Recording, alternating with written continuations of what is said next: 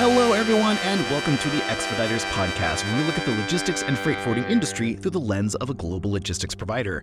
I'm your host, Chris Parker, and today we are talking about systems thinking and what taking a holistic view of your supply chain can bring. To ring in the new year and wax philosophical with me is our Vice President of Strategy and Innovation, Pat St. Laurent. Pat, welcome back. Good morning. Good afternoon. Thank you. Yeah. It is a pleasure to have you back. It's a pleasure to see you again. What have you been up to this last year since it's been a while since we've had you on here, but within strategy and innovation, what has your team been up to? Well, we're innovating. We've got a whole bunch of things going on, trying to move some balls forward, killing off some things that aren't going to succeed and pushing things forward that are. This past year, I spent a lot of time with customers, and it looks like 24 is shaping up to be a repeat of that, which is my favorite place to be. With whatever you can share, what have you been working on with customers and what have resulted from these projects? Well, I think a lot of customers are sort of visiting the massive question of post-pandemic. What do supply chains need to look like to thrive in the next period, whatever that may be? A lot of customers are asking themselves what they're going to do about AI.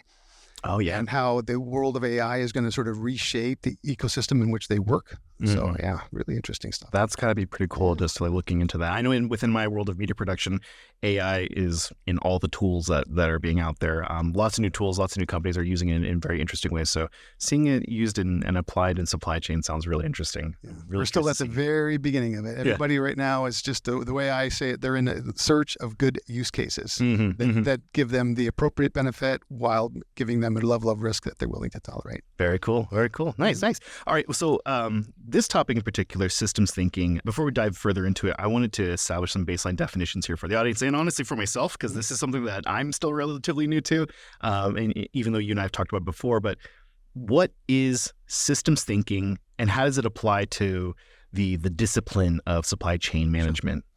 Well, this is a lot easier to think about than to say. So I'm going to try to define it the best way I can without directly paraphrasing what I was told by many other people. But the systems thinking is that the performance of a system is not the sum of the performance of the parts of the system. It's the product of the interactions between the parts. Does that make sense? So the human body is a system. For sure. An individual part of the body can't do what the human body is designed to do, but the human body as a whole can. Think about supply chain. Supply chain as a whole is a system with lots and lots and lots of moving parts. If you optimize each part individually, each part in itself will be amazing. That doesn't mean the supply chain will be amazing. Right. The supply chain will be amazing if the way that the parts interact between each other is amazing. That's the essential. That's my version of describing systems thinking as it relates to supply chain. Yeah. So even though you're optimizing each individual part, if you're still operating in a very fragmented fashion, you're not really truly optimizing. Exactly. Yeah. That makes sense. What got you interested in this topic anyways? Wow. Let's see. The first thing I saw a video of a gentleman named Dr. Russell Ackoff, who died, I think, in 2009, but it's somewhere in the 70s. He did a presentation at a university that was filmed on systems thinking. And when I saw it, I knew, oh my goodness, this is like, I won't say life-changing stuff, but it radically changed my mentality on the topic of supply chain management, right? The first time I saw it, which was back probably in 2005 or 6. Sure. Then I read a book by a professor from MIT named Peter Senge, and the book is called The Fifth Discipline. The fifth discipline essentially being systems thinking. And that just solidified it. And since then, I've become a student of it, and I start to see supply chain behaviors and company behaviors that are directly, let's say, in violation of some of the good principles of system thinking. Sure. Which is probably why you and I are sitting here today. Yeah. And with systems thinking and in the examples that you've seen in the past, where has it been? What industry has it had greatest impact on? Oh, gosh. Or at least, what tends to be the examples used when trying to explain systems thinking? Holistic healthcare. Okay, yeah. That's a really good example. Really good example. Yeah, right? yeah, absolutely. Very cool. And then, so what were the realizations of that? Or I guess what has resulted in systems thinking applied to healthcare that you've seen? I don't even know if I got a good answer to that. Sure. I just know that the approach is logical because you're looking at the performance of your system as a human body versus at looking at each individual part, right? Which is what a lot of specialists tend to do. and they maybe aren't as good at recognizing the interdependence between the parts. And that's exactly to me anyways, that's exactly the reason why holistic healthcare makes sense. Yeah, absolutely. All right, well, let's get into the supply chain aspect of it. So we've already established what systems thinking is, but what kind of challenges can companies expect when trying to adopt a systems thinking mindset? How expensive is it? What's the cost here to really, I guess, to assess and then develop and then apply some systems thinking? Well, I think the first thing, let's look at the things that make it difficult, right? Sure. And I would say the first thing that makes it difficult is metrics that reward departmental or functional behaviors, right? So optimizing for goals that are discrete goals for your function, that may be goals that advance your function, but may not be an advancement of the function of the whole company, the performance of the company. Give me a couple examples here. I'll give you the example of the classic conflict, right? Okay. Function A is trying to lean out inventory levels, while function B is simultaneously trying to grow revenue by improving service levels. Maybe the inventory leanness makes it difficult to increase fill rates, which are a key metric in service levels. And therefore, you've created a conflict by having two competing goals that aren't in harmony with each other. You should decide that you either want to increase service levels, which may imply a slight increase in inventory levels, or you decide that cash is more important. You're going to optimize inventory levels and possibly a small sacrifice in service levels. But if the person who owns the inventory levels and the person who owns the customer's service levels have metrics that motivate their team's behaviors towards their goal, then you may or may not get the result of the system that you want. And that means the company technically suffers because the metrics are creating conflict. Right. Okay. I get it now. Yeah. It's everyone wants to succeed, but they're doing so not by a single mission, by their own individual departmental or missions. Exactly. And I've seen many companies where you could look at every department gets a gold star, but the supply chain gets a bronze star. Like, how's this even possible? Right? But it happens all the time. Yeah. All right. So what other challenges do you see? Compensation. Okay. Rewarding people with bonuses and raises and promotions based on functional excellence. Right. So if you really want to make a system perform better, you've got to figure out metrics that are related to the system performance and subordinate the functional metrics to the system metrics.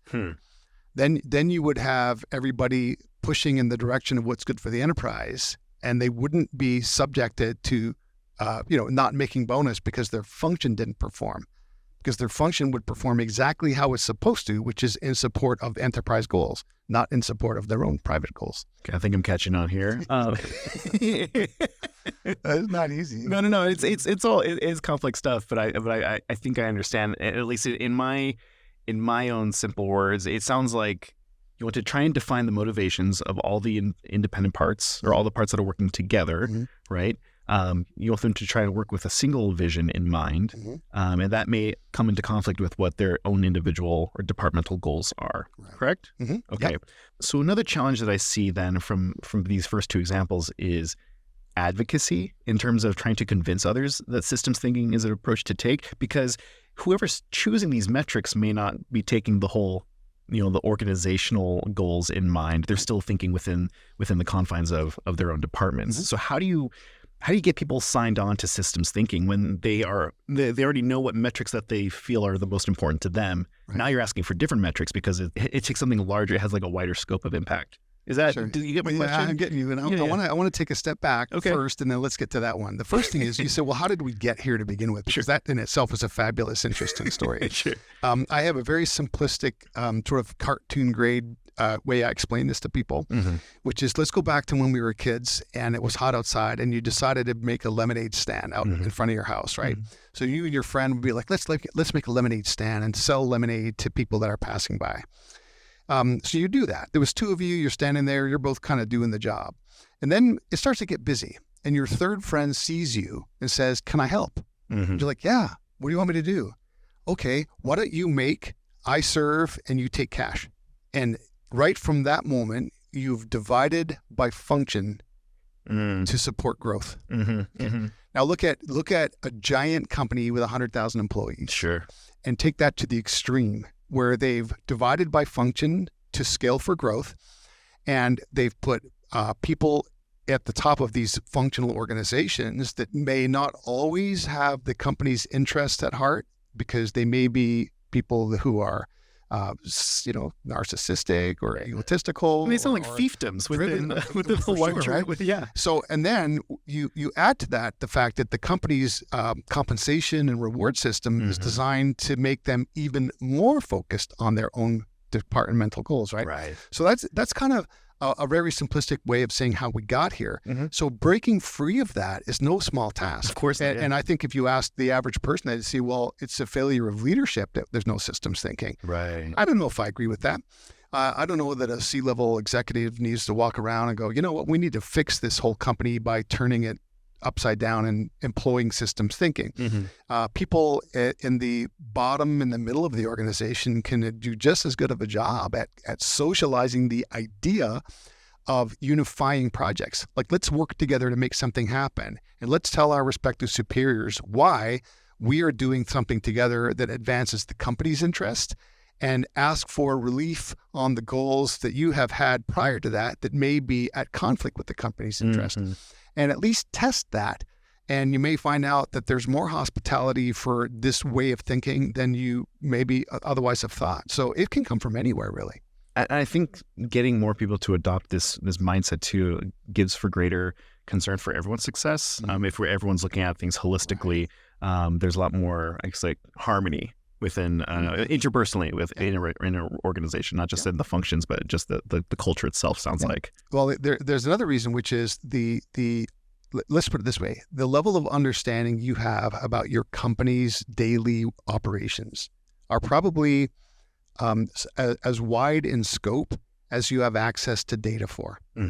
Right. So if I'm in procurement, do I know much about the sell-through data of my product in the retail channel or in the web channel? Probably not. I'm in procurement. So I have my procurement systems, and I know what I'm doing with my suppliers and with my spend and all of that good stuff, right?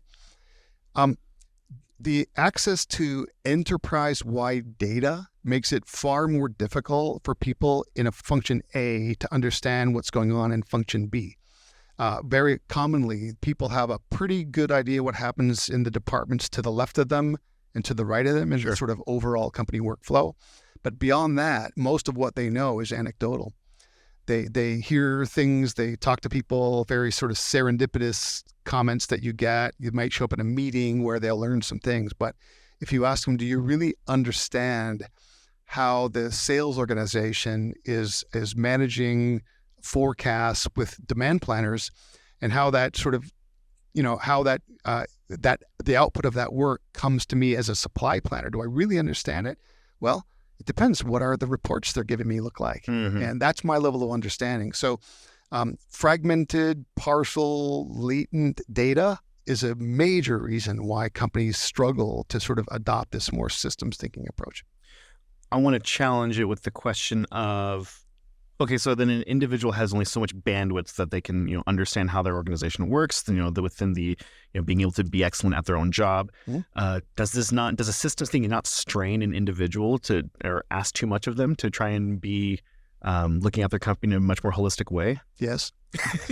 So how do you approach that? Or what are your thoughts on that, I guess? Gosh, it's like, let's put it this way. I don't know a supply chain practitioner in any role that's not trying to solve the riddle of, visibility to enterprise-wide data. Like everybody is. That's a huge issue, right? So making more data-driven decisions versus tribal knowledge decisions or anecdote-based decisions, right? When you have no time to go through the process of analyzing data, even if you wanted to, you can't. So you've got to just rely on your gut and instinct, right? But yeah, it's frustrating.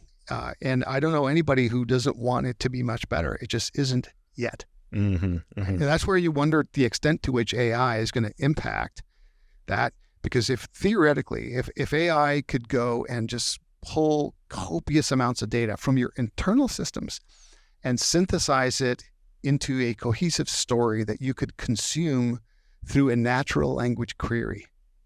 Like, dear system, tell me what the last 3 quarters of sell-through data for this product look like, and then compare it to the supply plan and tell me what's going wrong. Mm-hmm. There's no reason why AI could not process such a query, because the reason you can't do it is because you don't have the bandwidth nor the tools to analyze that much data. Right. But AI, that's not one thing it suffers from. Mm-hmm. Yeah. So that's an example of maybe sort of penetrating insights into the whole organization is something that will come very quickly with the advent of AI. Do you think that it's possible for a company to transform into a systems thinking, or is it? I mean, it's obviously easier for a new company to take on that approach. But what about for the companies that have been around for a long time? Nothing's easy. Sure. But you know what? In supply chain, nothing is easy. Sure. Nothing is ever easy in supply chain, right? Every single move you make has a dependency on another move somewhere else, and sometimes you can see them clearly. Like the example I mentioned before, if you reduce inventory, it's hard to increase service levels. Okay, that's a real simple connection, right? And anybody can see that. But there are many, many other connections that are not nearly as obvious, and those are the ones that go sort of under the hood. I have a great example of a DC manager who gets a call one day from a customer to put goods on a truck for them that night, even though they only placed an order at 3:00, and the cutoff for orders is noon. So they're trying to pull a favor, like, hey, I just got this order. Can you get it on a truck tonight so I can get it quickly? And then you think about the phone calls that take place to make something happen, and who knows who, and next thing you know, the goods are on a truck. Sure. The problem is they were not on the common carrier that you normally use. They were on FedEx. Why? Because the FedEx truck was on your dock latest. Sure. And then you think, well, who got the bill for that? Well, the domestic transportation budget took the hit for it. But I promise you that person wasn't in the loop when they decided to do it, right? So this is a classic example of I'm going to work the company for my own good, which is, the sales reps trying to get their customers that they order. Sure. The DC leader is trying to please the sales rep.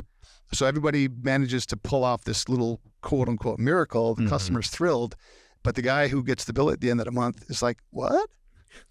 Yeah. So imagine a world where no one has to take the fall. Right. Yeah. Well, at least maybe that person should be consulted. Should you mind spending more money on this shipment to satisfy this customer? Because they may have said yes. Right.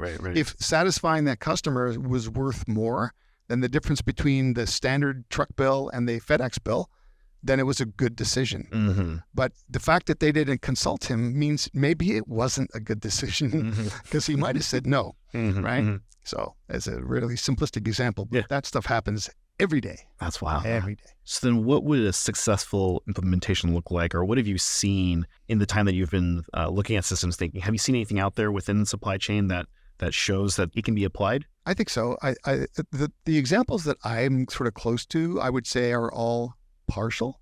Okay. But I'll give full credit for partial. I mean, partial is good because it's like any good practice. Once you see it in action and people come and they give you reports out about how things are going, everybody kind of wants to replicate it. So, and this is one of those things, like there's no bad in systems thinking. It's all good. And if people that are practicing it communicate effectively, then anybody who listens to them is going to want to replicate that and create their own success.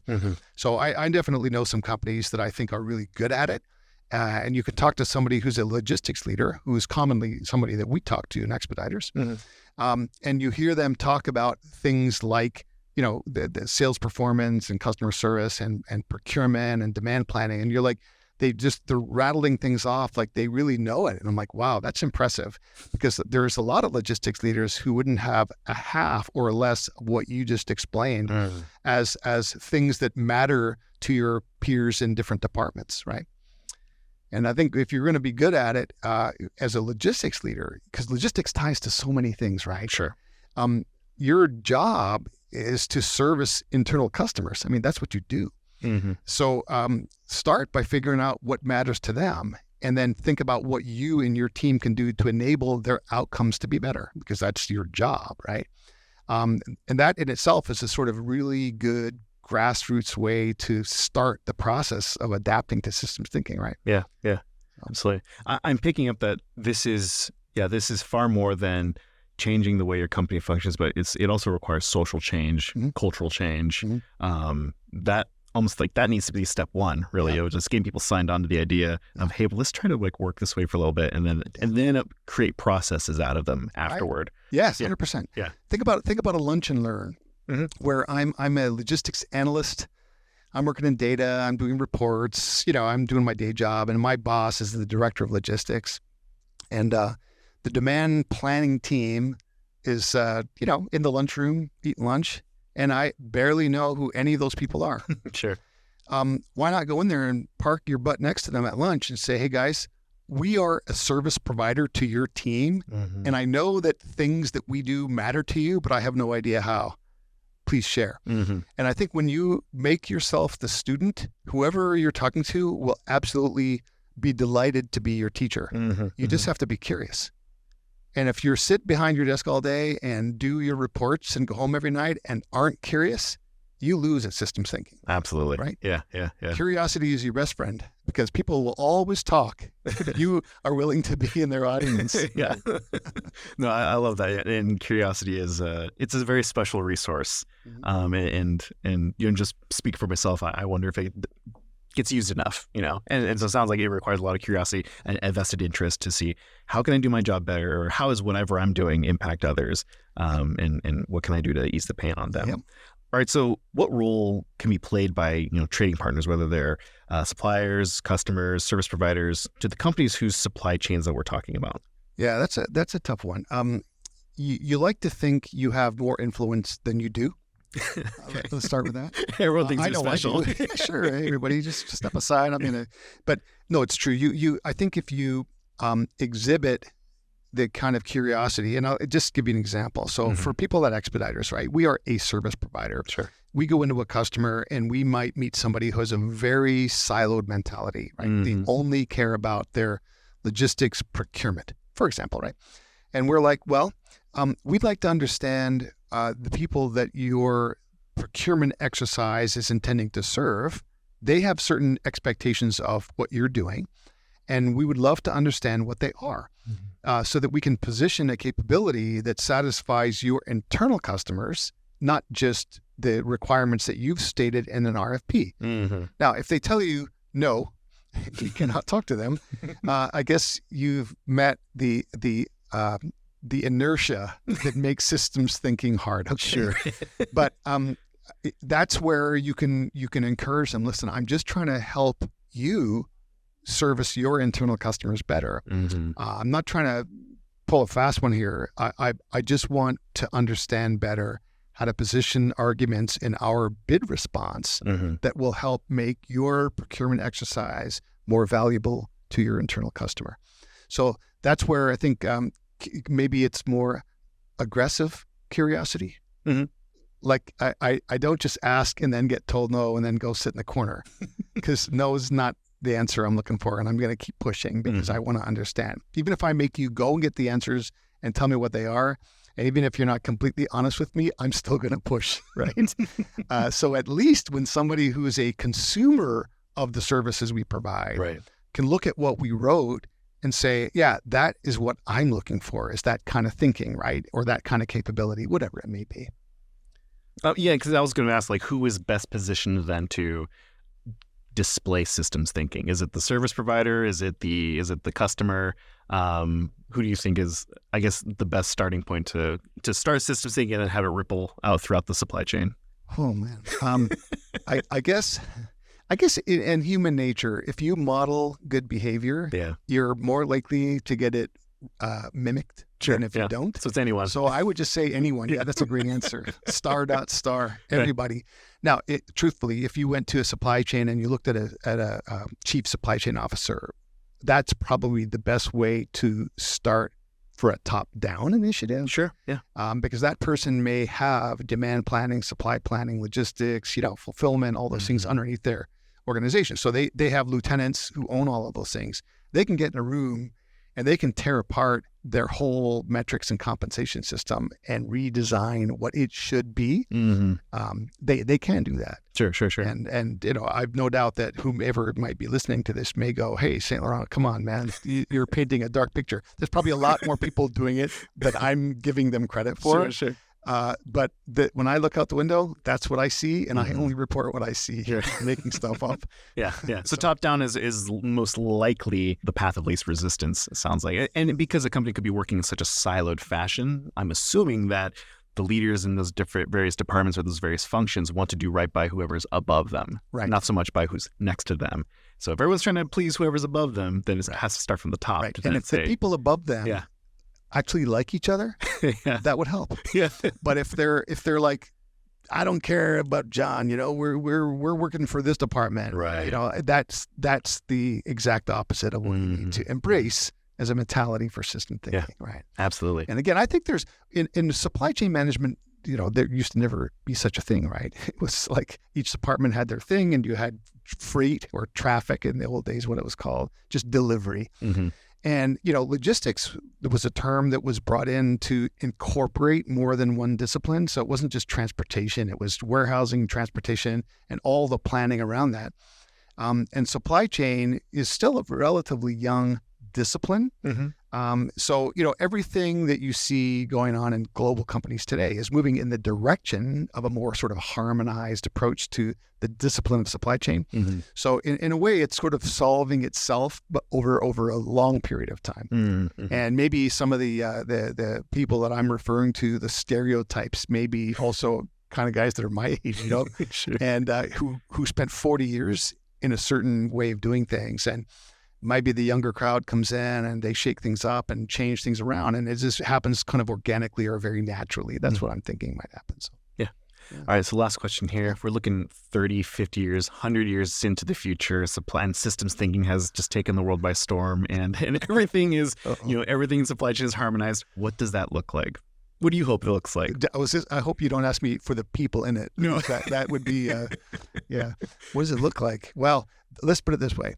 Some years back, and this isn't very many years, there was a document I read on 2028, believe it or not, Okay. 4 short years from now, on autonomous supply chains. And I'm like, there's plenty of reasons to be skeptical about autonomous supply chains. Sure. There's even more to be skeptical about anything happening by 2028. Yeah. But at some point, there's a lot of decisions made in supply chain management every single day that are extremely mathematical. Mm-hmm. There's a level of nuance. There's a level of need for tribal knowledge and for rapid recall of anecdotes and sensitivities, But there's going to be a lot of codified operations in supply chain. And with AI, think about it. AI, the knowledge of the world, theoretically, is accessible instantly, right? So anything where a decision is rooted in data, theoretically, there's no need for quote unquote research. Mm-hmm. It's all instant. So the whole discipline, the whole ecosystem is going to be on its head in some number of years. Doubt 4, but I doubt 50 either. Sure. Somewhere a little closer. So I won't be working anymore, I don't think, but I'll probably still be alive. Yeah. Getting to the point where you can look back and be like, you know what? Exactly. This is pretty cool. I remember when that was young. I remember the 2028 prediction that was made around 2020, 2021. Sure. Yeah. If you were to, and I know you mentioned the book at the beginning of this conversation, but if there's any other content out there that you feel like you would that you would want to recommend to folks, what's out there? What's available? What's really made an impact on you? Well, I think to me the Russell Ackoff thing is, by now it's like 50 years old. Sure. And so you can find that on YouTube. It'll be Russell Ackoff, Ackoff. Mm-hmm. Russell Ackoff on systems thinking. Mm-hmm. You'll find it on YouTube. Interestingly, these are timeless concepts. So the fact that he did it, I think in the 70s, it is no less valid today. It's exactly the same. Right. But for me, the more defining moment for me was the book, The Fifth Discipline by Peter Senge. Mm-hmm. That was that book is that I can't say enough about it. Outstanding book. It's an easy read. It's not written like a academic textbook. Right. Very easy to understand. But you'll find yourself, if you take a yellow annotator out, you'll find yourself making annotations on every single page of that book. Mm-hmm. Yeah. Cool. Actually, that sounds interesting. I want to check that out myself, actually. Okay. Well, Pat, thank you so much for talking with me about this. This is It's always fascinating to get into your head and to see how you look at the world and how you look at topics like this. So it was a lot of fun to chat about this with you. Well, it's good. It's been fun. Thank you. And again, I'm not an academic. I'm an observer, a keen observer. Yeah. But hopefully, and nobody wants to post comments correcting my recall of it. Well, actually, hold on a minute. The MIT guy said this, and you said that. Well, that's fair. That's my view of what the MIT guy said, not what he said. So. Thanks for listening to today's episode. If you've got questions or want to learn more about today's topic, check out the show notes for more information. And before you go, make sure you're subscribed on whatever podcast app you're using so you won't miss the next episode. To learn more about Expeditors, you can find us on LinkedIn, Facebook, Instagram, and Twitter, or simply visit us at expeditors.com. Take care, and I'll see you next time.